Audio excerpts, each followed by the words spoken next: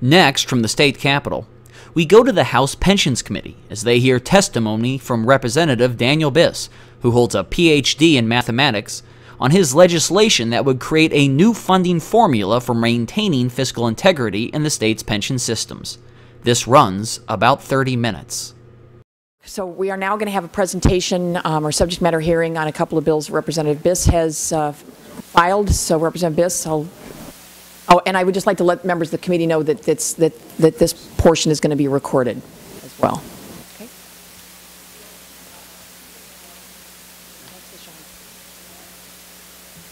Representative Biss, before you start, let me just read some witness slips into the record. We have House Bill, let's see, Nick Yelverton on House Bill 6149. Nick Yelverton with the Illinois Federation of Teachers is no position on the merits, oral testimony. Will Lovett with the Illinois Education Association, no position, record of appearance only. And Kevin Schott with SEIU Local 73 is an opponent, record of appearance only. Biss, you want to start with 6149? Sure. Okay. Great. Thank you very much. And I guess I just want to proceed all of this by being kind of clear about what I hope we're doing here. I don't have any illusions about myself single-handedly solving this problem. Bills were filed because I hope that they could be a useful addition to the ongoing discussions that are being led by, among others, our chairwoman here and the governor's group. And so I'll sketch these bills, but the point isn't really the details here so much as the ideas and the notion that these ideas, I would hope, could be a constructive addition to the process that's underway. Representative Biss, can I just add Representative Morrison to the roll? Thank you. So House Bill 6149 is really about the following issue. To be simple, I think our state has demonstrated a pretty clear inability to properly manage our defined benefit pension systems.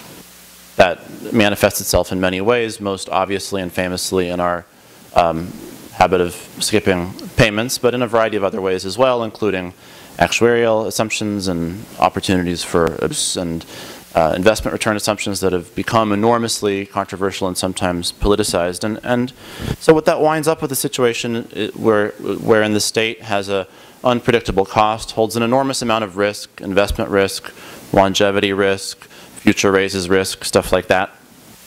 It puts in place a number of kind of peculiar incentives on employee behavior regarding time of retirement. And again, it leaves us susceptible to a variety of abuses. And so all of us obviously are used to hearing in our districts a number of complaints about why do we do this anymore? And I, says the constituent, don't have a pension like that because my private sector employer decided they couldn't manage it, so why does the public sector try? Why don't you just drop it and do a 401k? We hear this all the time. And the truth is that that's a worse idea, I would argue. It's a worse idea given our current fiscal position of our pension funds, wherein we're so far underfunded that if we were to begin diverting all future employee contributions out of the funds, we would place ourselves in a really bad cash position. But it's also obvious, I think, completely wrong-headed thing to do to transition entirely on a mandatory basis to a defined contribution plan for a set of employees who don't participate in Social Security, and doing defined contribution plan on top of Social Security is at a minimum very expensive. So that's kind of, I think, not the way to go for a number of reasons. And typically the conversation has kind of ended there. Yes, we're bad at managing the defined benefit plans. However, switching to a 401k is just not workable, so we're just going to kind of muddle on. And the purpose of House Bill 6149 is to acknowledge, I think, the really important reality that that's not where we are anymore in 2012. There are a variety of other options, a variety of ways of sharing the risk between the employee and the employer that I think wind up with a much better system ultimately for both employee and employer. So the approach proposed in House Bill 6149 is to switch to a cash balance plan. And here are the basic parameters of what that means. We keep the funds open. Employees keep on contributing into the funds. The employer and the state continue contributing into the existing funds. And the investments are directed by the various investment boards or the system investment managers and vendors as they are now. Nothing on that side changes whatsoever. Each employee in a cash balance plan would have what you might call a notional account. In other words, they would have an account balance. They would be told what it is on a, let's say, annual basis. It would be a number. And that number would be incremented in accordance with employee contributions, which would be set forth in statute. You'd pick a number just like we do now. With employer contributions, which would be, again, set forth in statute, and you would pick that number in accordance with our decision of how much we believe the employer, in other words, the state or whatever other employer we're talking about, is in a position to pay. And then they'd be incremented in accordance with investment returns and with the actual investment returns of the actual funds in place. However, in order to maintain a minimum benefit, in order to maintain the status of such a plan as a defined benefit pension system, you don't just, without any protections whatsoever, credit the employee's account with the exact investment return. You instead put in some kind of floor. And different implementations have different ways of doing it, but in House Bill 6149, for the sake of argument, I put in a floor of 5%. So if the funds return more than 5% in a given year, the employee's account is just credited with that number. If the fund returns less than 5%, the employee's account is still credited with 5%. And so the state is then assuming the downside risk of what if the funds perform less well than that. So on the flip side, House Bill 6149 also puts in place a maximum, in this case of 10%, so that if the account returns between 5 and 10%, if the investments return between 5 and 10%, the employee's account is credited with whatever the real number is. But if the investments return more than 10%, then the account is only credited with 10%. And the basic idea here is that sometimes accounts will unform that floor and the state will have to, over time, make up the difference. Other times, the account will overperform the ceiling, and that overperformance will make up for the underperformance of the floor. And so it's a way of sharing the risk between the two sides. And then, so the account balance keeps on accruing and, over time, and then when the employee retires, they would simply be paid an annuity until death out of the account, calculated by the actuaries based upon predictions of longevity and the actual number in their account balance. In this bill, I put that in place with an annuity paid with a Tier 2 COLA, but again, that's something that one could set any way one wanted to. And so the basic idea is we've set in place what the employer will contribute. You put in place a number, you pick a cost which you think is affordable, and then you structure the plan around that cost, but with a guaranteed minimum return on the investment, so as to make sure that there still is a minimum benefit and it still really is a defined benefit plan. So I think if you were to implement a system like this and then check it against the various challenges that I articulated about either our current defined benefit systems as currently construed or switching to a pure defined contribution system, you find you've mitigated most of the problems. So certainly you've mitigated a great deal of the risk. You've mitigated an awful lot of the investment risk, and you've mitigated any risk associated with predicting future raises, because that's all baked into the formula. You've eliminated all the sort of strange incentives to do with time of retirement for participants in defined benefit plans. So essentially you've built into the plan the type of portability that one has come to expect from a defined contribution plan. And you've essentially eliminated any opportunity whatsoever for abuse, because you're talking about a lifetime of contributions, and so there's no formula that can be post hoc manipulated. At the same time, you're guaranteeing a minimum benefit, a benefit that if you set the parameters appropriately is just as generous as any other benefit, and you're not doing it in a way that transitions out of the fund or leaves the fund with a cash flow problem or directs money elsewhere. I think it's really an effective way of squaring that circle and putting us in a place where our systems will be manageable and sustainable. Because I think the overarching concern of mine that led me to do this is we put in place Tier 2 a couple years ago, and there's a lot of fighting back and forth about it, but fundamentally those who oppose Tier 2 argue that it's not a generous enough benefit, it's not a competitive benefit, it's placing us at a disadvantage as compared with other comparable public sector entities, and there's some soundness to that argument, as well as some soundness to the concern about federal compliance. But at the same time, we're still holding all the risks. We're holding the unpredictabilities. We're making presumptions when someone enters into the system at the moment of entry about investment returns literally until they die, 60 years later, 70 years later, we're holding a whole set of risks that make the cost pretty hard to predict. And so in a way, it's almost the worst of both worlds. And I think transitioning to a system where you had this of risk sharing would really ultimately be better for everybody, and certainly place us in a position where we're not worried about, well, hold on, what if there's a great innovation in cancer treatment and life expectancy increases by 3 years? Does that screw up all the actuarial calculations and blow a hole in the whole plan? What if there's a real material change in inflation rates and interest rates go up or down, and that blows a hole in the plan based upon our return assumptions? Structuring a plan in this way would enable us to avoid a lot of those problems, and so I think it's a way to make sure that we have sustainability going forward without really giving up the enormous benefits that we as an employer gain from the current structure. So I thank you for your indulgence, and I'm certainly happy to take questions. Representative Winters. Thank you, Dan. Do you have other examples of public entities that have put one of these into place? Yeah, the only state that's done it in a complete way is Nebraska, which has done it with some success, or I think noted success. A number of countries have done it. Sweden has done it. Latvia has done it. A number of states are currently considering, and I think the one that's closest to enactment is Louisiana, which is there's what appears to be a strong commitment to put in place in Louisiana. I personally would quibble with some of the details of what they've done, but a number of other states are maybe less far along, but also contemplating it seriously, including, I believe, Maryland and Pennsylvania. Okay. You also, in your notes, mentioned, and you also did in your testimony, it eliminates the incentive to retire at a specific age. Is that under the defined benefit plan that we currently have? Once you've reached a maximum, then there's no reason to continue to work because you're not enhancing your pension? That's right. If you look at the sort of pension wealth accrual formula as a function of age associated with the defined benefit plan, it's really, the actuaries call it, it's not smooth. What I would just say is it's not a straight line. It's got, it's flat until you vest, you earn nothing until you vest, and then it spikes all of a sudden, then it grows really slowly. Then near retirement it grows really fast, and then it plummets.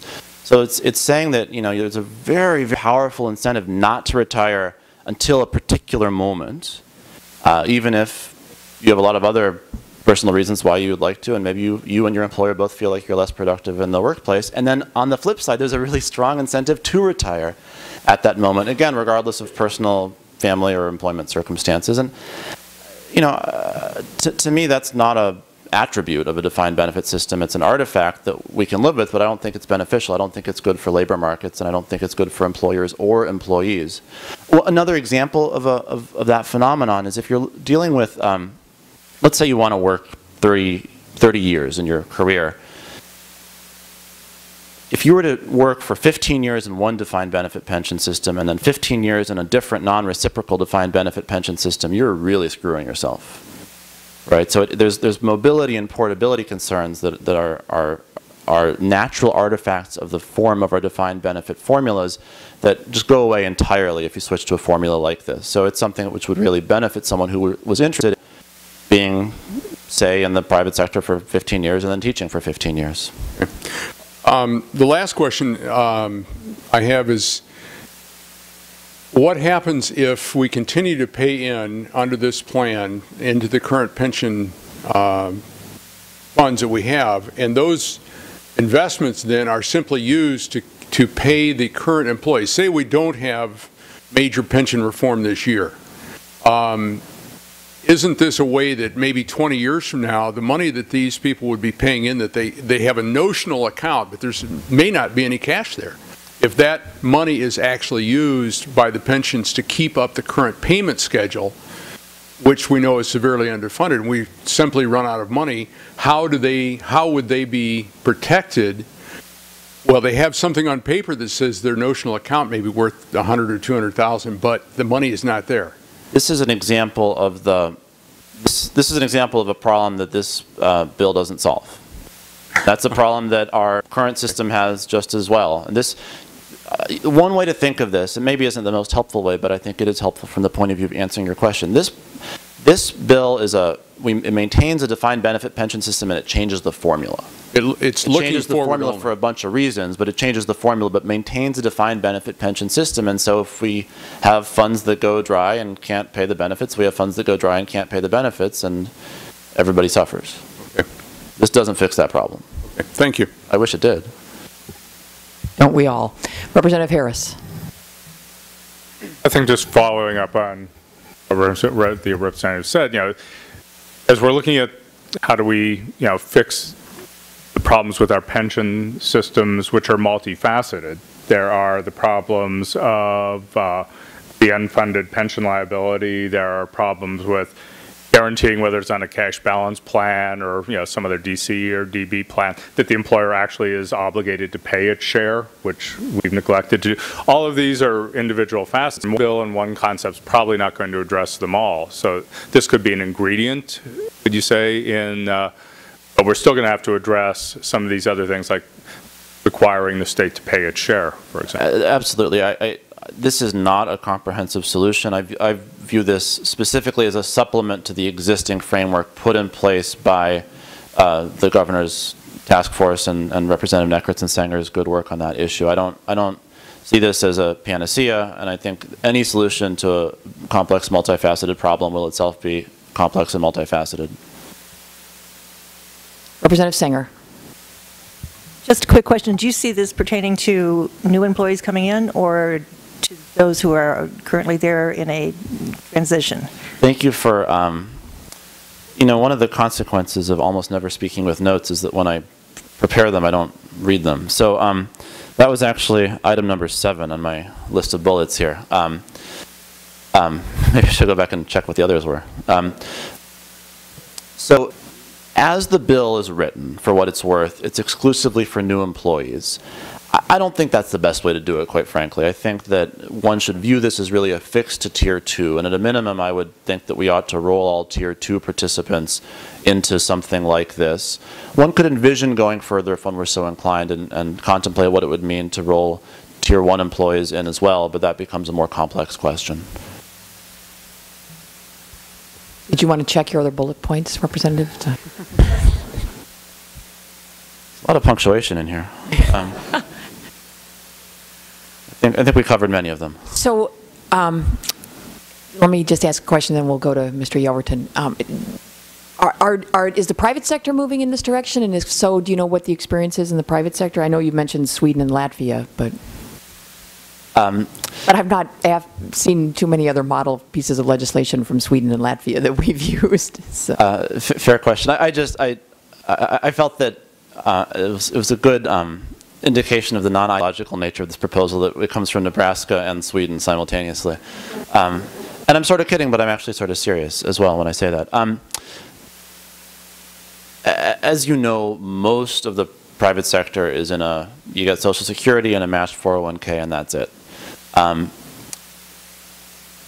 There was a wave of movement to cash balance plans in the private sector, and that wound up being kind of a way station toward moving away from pensions altogether. That's not what I intend this as being, and there certainly still are plenty of cash balance plans in the private sector. Very good. All right, Mr. Yelverton, did you want to address this? I appreciate your remarks as well. Yes, I appreciate your time, and I'll be brief. I wouldn't want to try to add upon 7 dot points of conversation regarding this bill. But we would certainly are very interested in this concept, especially as it applies to Tier 2. The state is going to face a big challenge in the future if it does not address the Tier 2 employees that are now currently working in schools and local governments throughout the state. The possible challenge is having a benefit that is at least equal to Social Security. In our view, that Tier 2 does not meet the qualifications of Social Security and would require mandatory Social Security to be inflicted, so to speak, on school districts and other local governments, causing a huge payroll tax and an unfunded mandate that would go forward.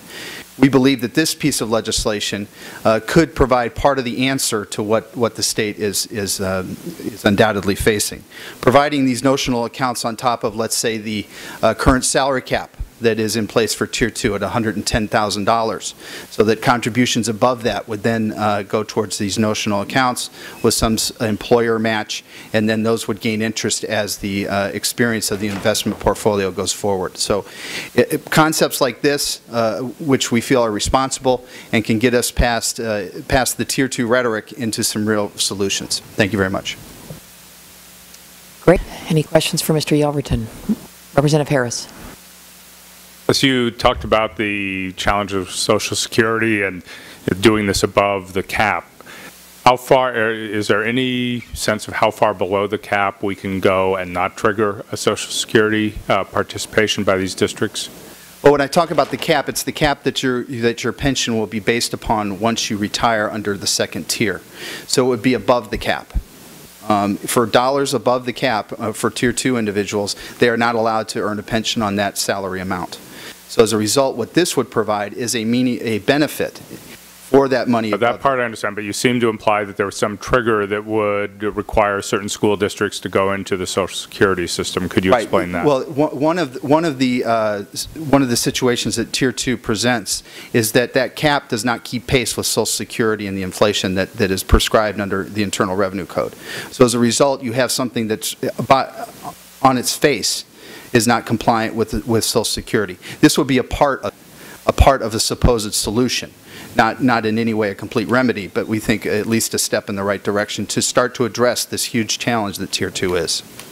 So should we not be compliant, should a school district not be compliant with Social Security? Does that trigger any specific action, or would it just be a burden on the teachers who are not receiving? Well, the second tier is so far afield that really it's hard to even speculate what would happen. I have not heard of, and if somebody would like to bring to my attention, a pension fund that is not compliant with Social Security and as a result has been found in non-compliance and in some way forces Social Security coverage in the 6.2 payroll tax that would inflict. Certainly on our behalf, trying to protect our members, we would say, listen, you have to provide a benefit that's at least equal to Social Security or you're out of compliance with the Internal Revenue Code. So what it is to bring it up to that level is really a book that's yet to be written because nobody's really gone there. Right. Thank you. All right, Representative Biss on House Bill 6150. Thank you, Madam Chair, and this will be much quicker. The point of this bill is simply to provide another tool to those who are seeking to find savings in the existing pension formulas for current employees. And the point is simply this. If you go look at least for what it's worth, the academic research on the subject, it seems to suggest that there are many people who place a greater value on a dollar of present-day compensation than on a dollar placed in the pension fund. Indeed, some might say that's why we have these pensions in the first place, at least historically. So what House Bill 6150 allows people to do is simply to exercise an option in accordance with that opinion. It allows an individual to say, I will voluntarily forego a piece of my pension benefit. And then when I do that, the systems will calculate how much money is being saved and then send me an immediate payout for a portion of that amount of money, let's say a third. So the idea is I would, for example, voluntarily give up my COLA. I'm not going to take a COLA after I retire, period. The actuaries would calculate how much that saves the system. Let's say it's $450,000. And I would tomorrow get a check for a third of that, $150,000. The bill itself provides 3 different options someone could take. It could be foregoing the COLA, moving the retirement age up by 2 years, or moving the retirement age up by 7 years. Again, the specifics of that are completely beside the point. The point is simply that it seems likely that if you structured such an optional buyout plan correctly, you would be able to find some takers and to find some savings, which would be voluntary and would be supplementing whatever savings are going to have to be mandatory in the plan that we ultimately pass. And so for instance, when I saw the governor's press conference about his proposal, he had a very specific proposals on the subject of the employee contribution and the cost of living adjustment, but it seemed that there was still more room for fleshing out a detail on the question of retirement age. And in that area, one could say, if there can't be agreement on exactly what to do, we could fill in some of that gray area with an optional approach, which would still enable the state to save substantial funds if we were able to market it in a way that people actually took the option as given to them. So that's it. Representative Winters.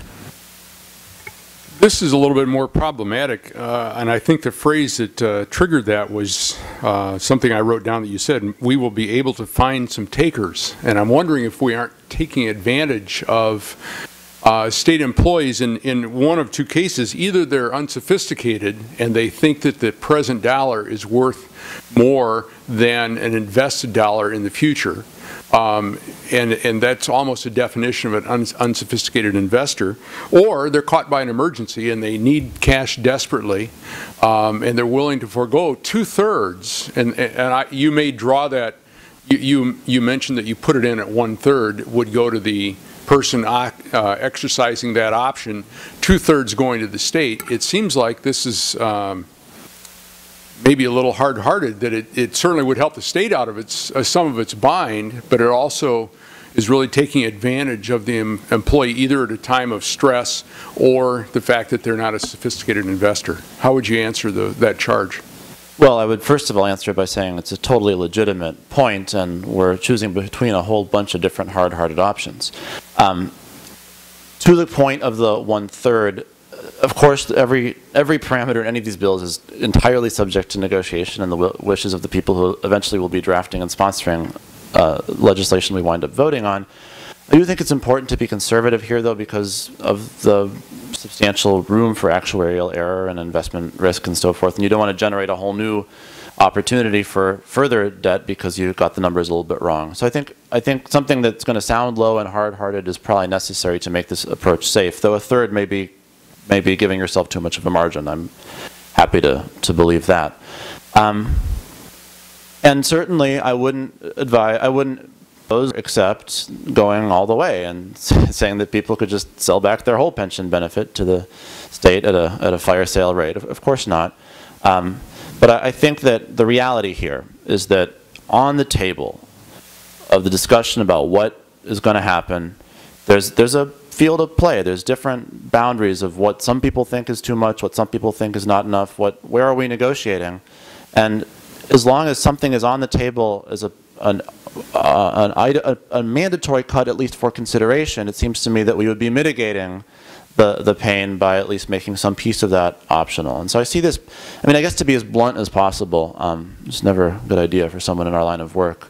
I see this maybe as most useful as a tool of closing the negotiation and finding common ground as we discover, maybe in hammering out the details, spots where there just are otherwise irreconcilable differences. I thought you might go in a different tact in your response, in that this is simply a way to return freedom to every individual. I thought for a moment you were going to become a libertarian and say whatever the person wants to do with their pension ought to be up to them. And I would encourage you, if that in fact is your bent, that you could become the first libertarian in the Illinois House. Well, I'm sure there are those who would challenge that last claim. Thanks, but no thanks. It wasn't a serious question. But I will say there is there is a serious answer, though, which is that as long as you structure, again, the field of options in such a way that we can all agree that they're reasonable and you're not leaving people with a really punitive or unlivable pension, I think there is a certain argument for a certain amount of choice. Again, if you set up the parameters in a reasonable way and you educate the person making the choice in an adequate way, I think, I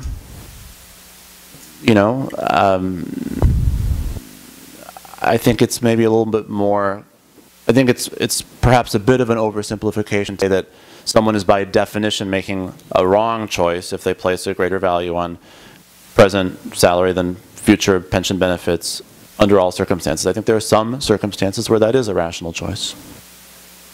Representative Singer. Maybe I'm understanding this wrong, but if they get the immediate payout, if someone is hired and then they quit early, do they have to pay the money back? So what this does is it changes your pension deal. And so just like if your retirement age is 60 today and you retire at 47, you don't get a pension until you're 60. So it just changes the formulas of the pension, and retiring too early under the new formula is just like retiring too early under any other formula. But in this case, it's someone who, say they plan to work until 60, but they quit at the age of 40. I mean, am I thinking that wrong? They've taken the cash already, yeah. When they take the cash, they've entered into a enforceable contract with the state to change their pension formula, and the pension formula now or then includes retirement age. And if you retire before you're allowed to, you don't get a pension until you've reached that age. It would move the retirement age in a way that is completely binding and analogous to the current retirement age for the current participants.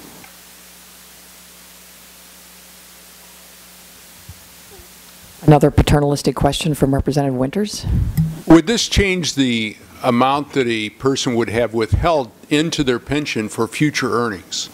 It seems like on an initial run-by that it would, because they would be, for instance, not having to pay for the COLA benefits that they have voluntarily signed up. So not only would there be a cash balance in their check that they would receive from the retirement accounts, but they also would then have less withheld because they're not paying into a system that would have a COLA. Is that a... Well, the first thing I would say is that in our systems, the employee contribution is a number in statute. So that number would change. But the number in the statute is, well, is to get a certain benefit. Well, so let me answer it a different way then. The number that you're dividing by 3 in this bill to calculate the payout is not just for already accrued earnings, but change in total actuarially projected pension wealth going forward as well. And so that's all baked into that. But how can that be settled when you don't know how much future earnings would be, how many years of earnings? Well, Representative, that's exactly why these defined benefit plans are so hard to manage. Well, I think that is going to need additional exploration. Thanks.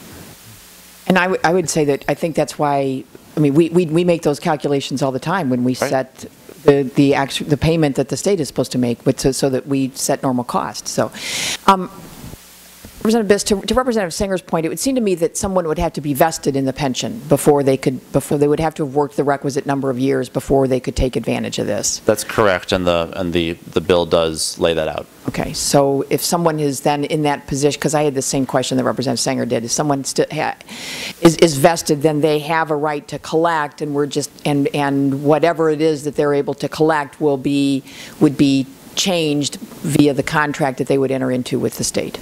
Precisely. Okay. Any other questions from members?